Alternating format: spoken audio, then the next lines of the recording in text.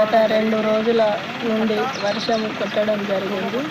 దానివల్ల దేవతల కుంట అది డ్యామేజ్ కావడం జరిగింది. అయితే ఇటు వచ్చిన రైతులు చూసి పొద్దున నాకు ఫోన్ల గ్రూపులో పెట్టడం జరిగింది.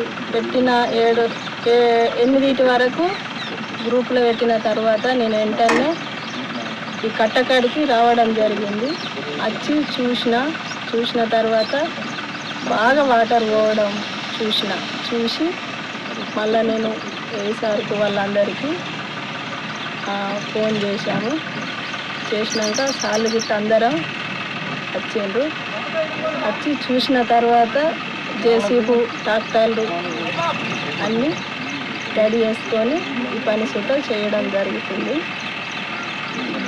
దీన్ని ముందు సుత కొంచెం దానికి రౌతుతోటి కొంచెం బందోబస్తుగా చేయాలని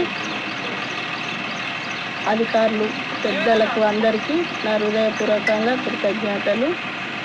ఎమ్మెల్యే గారికి సుత